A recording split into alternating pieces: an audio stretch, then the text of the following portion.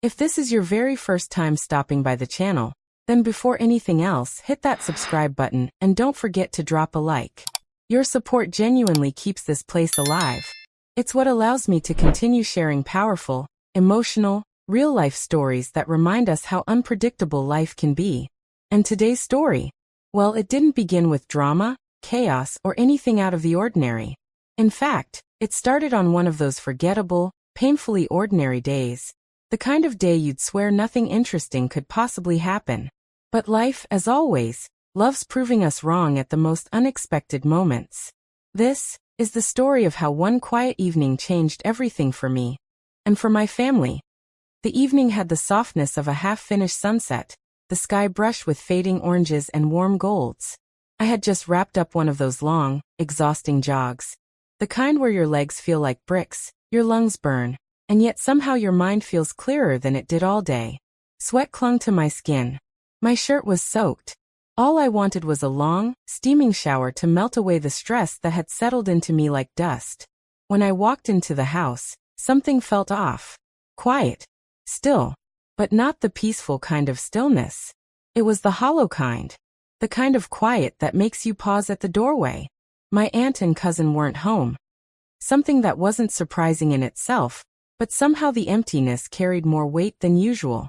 Ever since my uncle passed away 3 years ago, this house had never felt the same. It used to be loud, full of chatter, random laughter, the sound of pots clinking in the kitchen, pointless arguments about what to cook for dinner. Now the air always felt slightly muted, like life had been turned down to a lower volume. We all tried to adjust.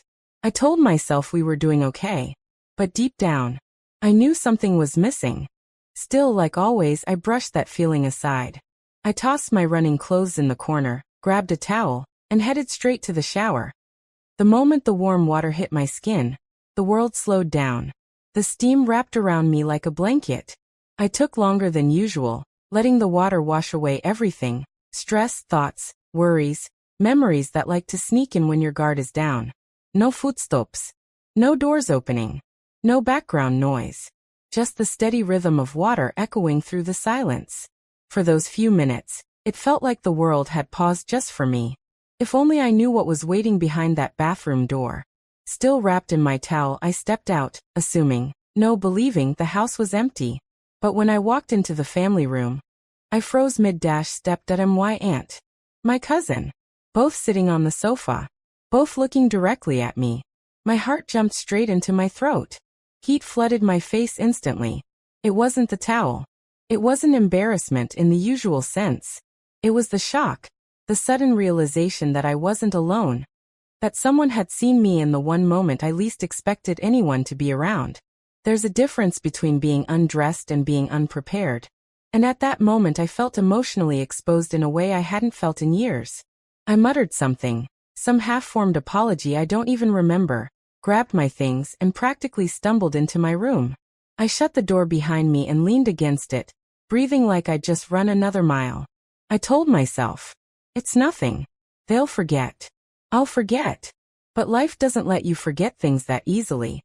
Over the next few days, I began noticing tiny things. A glance that lingered just a moment too long. A slight shift in my cousin's tone. A half-second pause before answering me. On their own, these things were nothing. But together, they tugged at my thoughts. The awkwardness wasn't loud. It was quiet, subtle, like background noise you can't turn off. I kept replaying the moment in my head. Why did it affect me so much? Why did it feel heavier than it should? And just when I thought things might return to normal, life decided to add another layer that I was immersed in an online adventure game. Headphones on, lights low, completely lost in a world far from my own thoughts. The door opened. My cousin stepped in with a soft smile. The same teasing smile she had always used when making fun of my gaming obsession. Everything seemed normal. She joked around, sat next to me, pointed at the screen, asked questions, laughed. But beneath the surface, something felt different. Not romantic. Not inappropriate.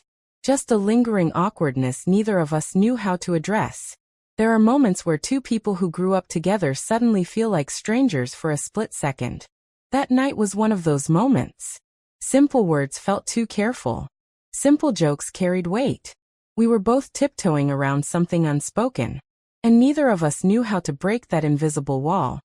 Regular dinners felt slightly different. Conversations felt slightly shorter. Laughter felt slightly forced. It wasn't anyone's fault. Not hers. Not mine. It was the ripple effect of one uncomfortable moment in a house that already carried years of silent grief. A house where everyone was hurting quietly, where emotions went unspoken, where we were surviving, but not living. And life wasn't done teaching us yet. One evening, long after dinner, my aunt called me into the den. Her voice wasn't angry, wasn't upset. It was tired, soft, carrying years of weight behind it. She didn't want to talk about the awkward incident. She wanted to talk about everything around it. She spoke about grief, how losing her husband changed her, how she had tried to stay strong for everyone, how silence slowly became a habit instead of healing. Listening to her, something clicked inside me. The incident wasn't the reason the house felt different. It was simply the spark that exposed all the emotions we had buried. We weren't communicating.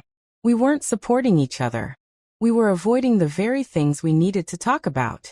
And sometimes, life forces you to face the things you've ignored. After that conversation, something shifted in the house. Not immediately, but little by little. My cousin and I joked again, naturally. We talked more at dinner. My aunt smiled more, even laughed sometimes. We began eating together instead of drifting off to separate corners. The awkwardness didn't disappear. It evolved into understanding, into awareness, into appreciation. The house felt alive again. And I realized something important. Sometimes one small, uncomfortable moment becomes the doorway to deeper healing. It wasn't the problem. It was the light that revealed all the problems we had silently carried. We weren't just surviving anymore.